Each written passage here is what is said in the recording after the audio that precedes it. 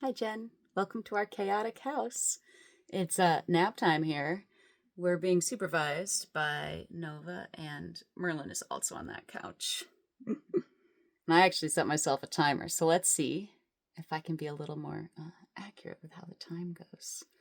All right, here we go. We're starting with the all fours glute stretch. So go ahead and get onto your tabletop, into your tabletop. Walk over to the left side of your mat. Extend the left leg back. Now the right toes can cross underneath you, right over to the left. And then these left toes will walk over to the right behind you. Walk the hands slightly to the right and start to press your weight straight back. Good to take a pause at that first point of stretchy sensation. Maybe take a full breath here. Let your awareness scan through your body. Notice if you're holding tension everywhere and if you can let it out with your exhale. Good. Only move deeper into the stretch if your body welcomes it today.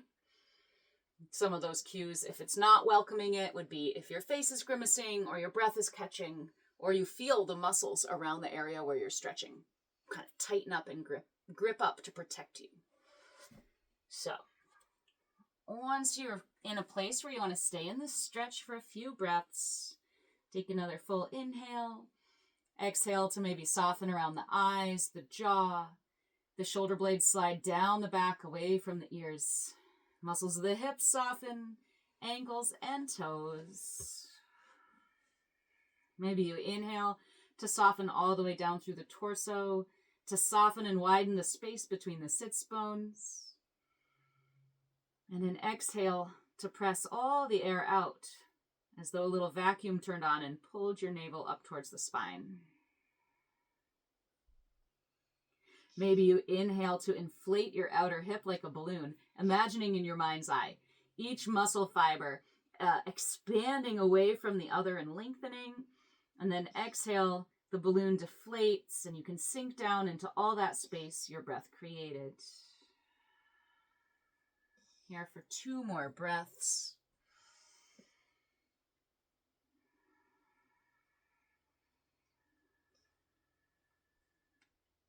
Maybe once more, scanning your awareness from your head to your toe, softening out any work you don't have to be doing right now to feel safe and secure in your body. To transition out, press into the hands, press into those back toes and lift the back knee if it went down. Uncross. I like to take a moment in all fours or tabletop just to let my body wiggle it out. And then we'll walk slightly over towards the right side of your mat. Extend the right leg long and back. Left ankle will cross underneath you. Right toes walk over behind you towards the left, and the hands will also walk slightly towards the left. Send the weight straight back. Maybe rocking forward and back a little bit here. Maybe the knee is dropping down or you're lowering onto the forearms. But as you engage with the stretch today, you might acknowledge it's different than other days.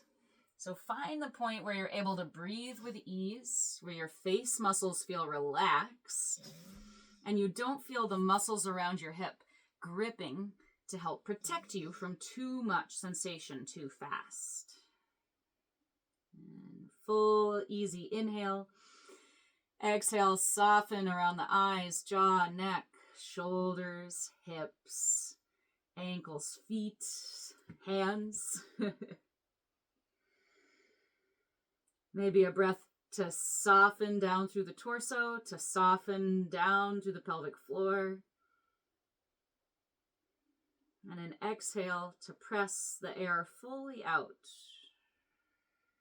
increasing the elasticity through your torso with that breath. And speaking of elasticity, maybe you inhale and imagine in your mind's eye you're inflating your outer hip like a balloon. As it grows, the muscle fibers lengthen and separate. And then exhale, deflate, sink down.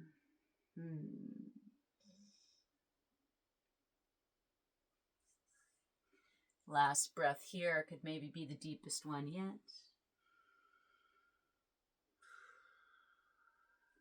And as you're ready, we'll transition out, pressing up, uncrossing.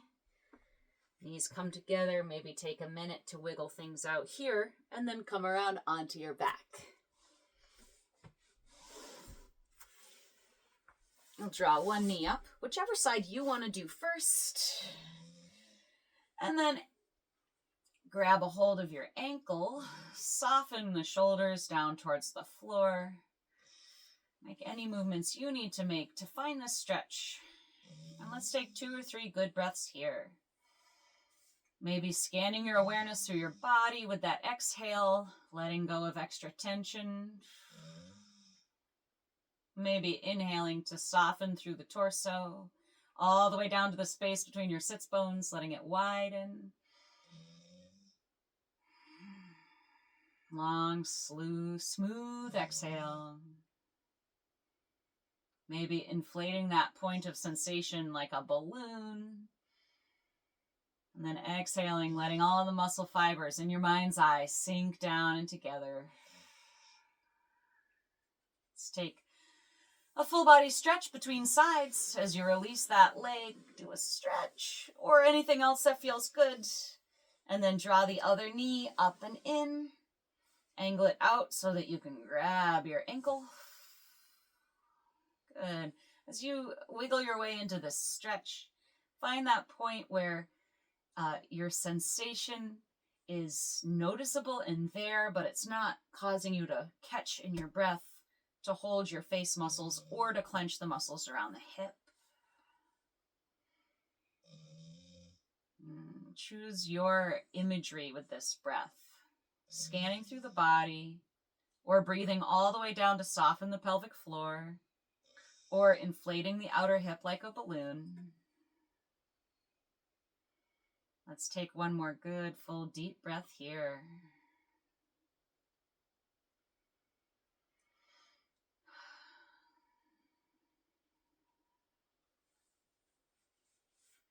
Release. Good. Take a little movement on your way up for those hip flexor stretches. So you'll want something to support the back knee. Back knee is down on the pillow. Front leg will come forwards. Now, as you're coming up, this is a great opportunity to kind of check in on where you're at today for your hip flexor stretch. Maybe on an inhale, arm on the same side as the back leg scoops forwards and up. And on the exhale, elbow pulls back, lowest ribs pull down and in, curling to press the air out. And inhale to sit up tall. And exhale, just the upper body is moving as the elbow pulls back, curl down and in. And maybe last one.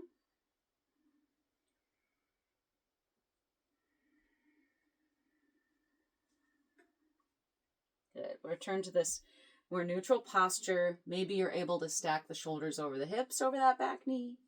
And maybe with the hands on the hips, you can make sure your hips are nice and even in height. Often the front leg, the hip likes to kind of pop out and up. So there's like, if you drew a line between your hips, there would be a diagonal line. And I think it's nice if those hips are nice and even. And then on your next exhale, if it feels good, you can kind of engage your energy to imagine scooping your tailbone under and forwards. And then release it as you inhale.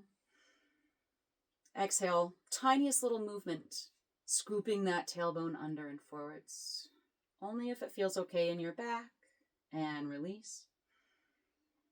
Maybe once more. Noticing as you put that energy to this tailbone tuck, how much it increases the sensation, and then you let it go. And it's this nice release. Yeah.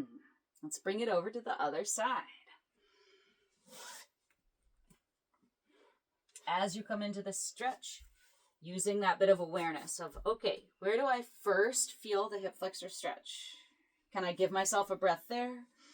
Check in, notice where my body might be clenching up, maybe in expectation of the stretch, maybe in the reality of this feeling, and then see where you want to get to today. We're going to add a little dynamic movement to this one. Inhale, hand reaches forwards, or maybe up. Exhale, elbow pulls back, Ribs curl down and in. Inhale. As you lengthen, you might imagine the rubbery connection from the knee that's down all the way up through the fingertips, pressing away from each other. And then exhale, curling down and in. Upper body is moving, but lower body is stable. Last one. Feel the stretch from the back knee all the way up through the fingertips. And then exhale, press the air out. Come back up to a nice tall posture.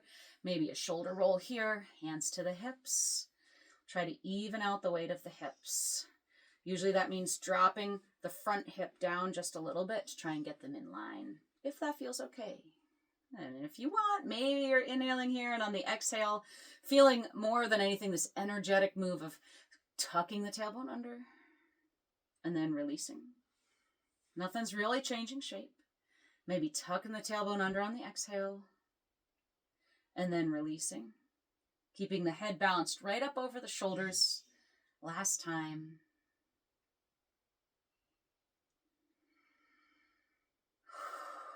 Last full breath.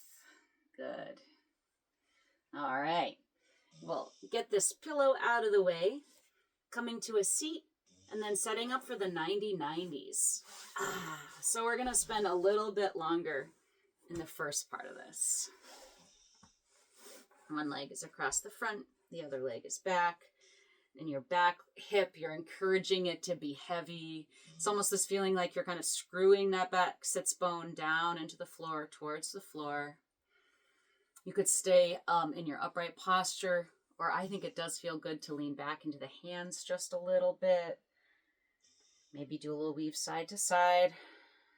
Take maybe 3 to 4 more deep breaths here. We've already taken a couple. Whether your weight is more back in the hands or more stacked over the hips, it kind of changes what your sensation is, right?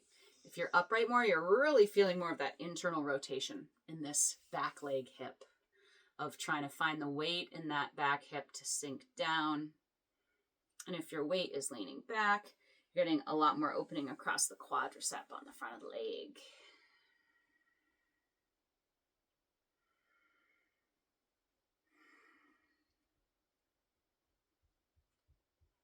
Now walking the weight up and forwards. You're rotating your torso up and around towards that front knee, sending the weight a little bit forward into the hands, finding that piriformis stretch there, and giving it the time it needs. So maybe it's just 2 breaths, or maybe it's 3 or 4 today.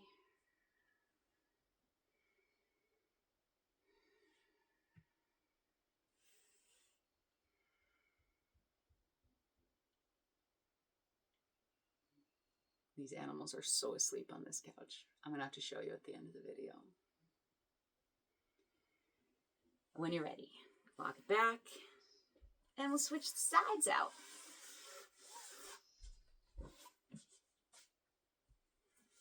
It always takes me a few breaths, even just to think about getting the back hip down. It's almost like you're screwing that sits bone down towards the floor, rotating down and in. You could even do that a couple times, like you were rotating forwards and up, and then rotating back and down.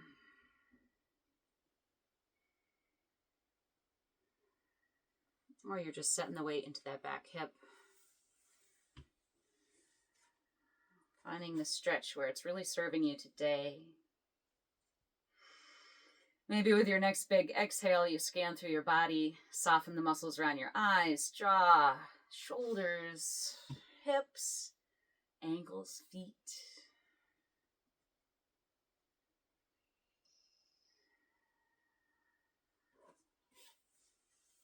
Maybe your last breath here in this position is your deepest one yet, giving you just a little more stretch from the inside, all the way down to the sits bones, all the way down to the pelvic floor. You can always pause and stay here longer, or when you're ready, rotate towards that front leg, up and around, shifting the weight forwards, finding those little changes until you find that piriformis spot.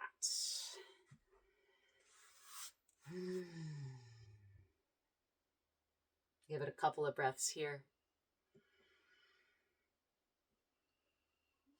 This can also be a nice moment to give your neck a little stretch, or at least I find it is for me.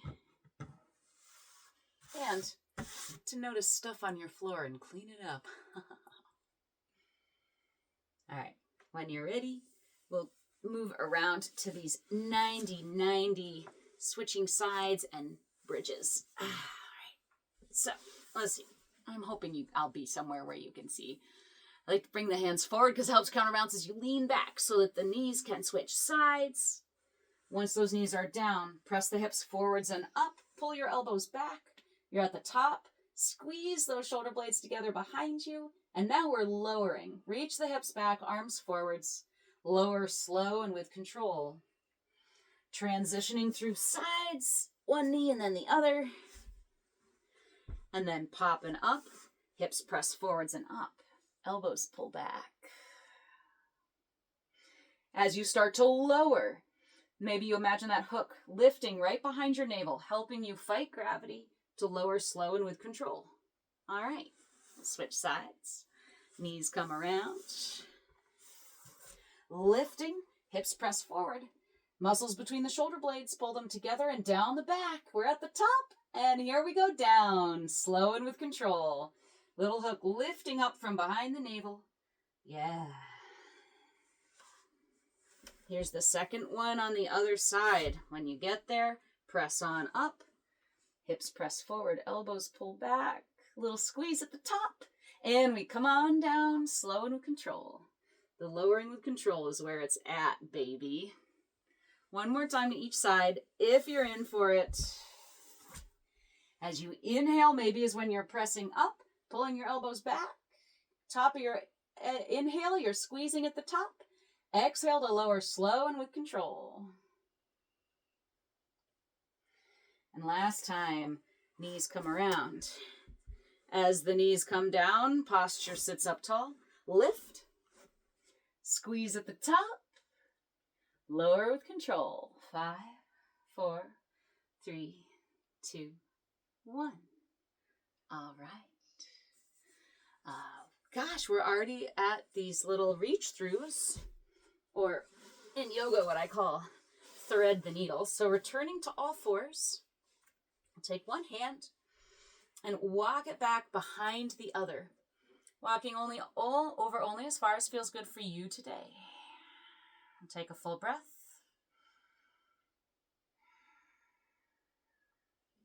Walk that hand back. And we'll switch sides. Other hand walks behind the arm and walks across. I find it helps protect the low back if you keep your hips centered over your knees. And you can know if that's happening by making sure the weight is the same in both of your knees. And we'll transition through sides. So walk that hand back, come through center. First side, hand walks through. We're going to stay for a breath. You might focus your inhale into the space between your shoulder blades. Inflate the space between your shoulder blades and behind your heart. Exhale out, good. And one more time to the other side. Walk behind the other arm and through. Hips are centered over the knees. Inhale to inflate behind the heart, between the shoulder blades. Exhale to soften where you can soften. Inhale to come through center. And it's a great moment for you to notice what else your body needs here. All right. See how that works for you, how that angle works. It involved a lot of painter's tape and a sponge. Here's the Sleepy Nova and the Sleepy Merlin. And Shelby's computer that I used for a timer.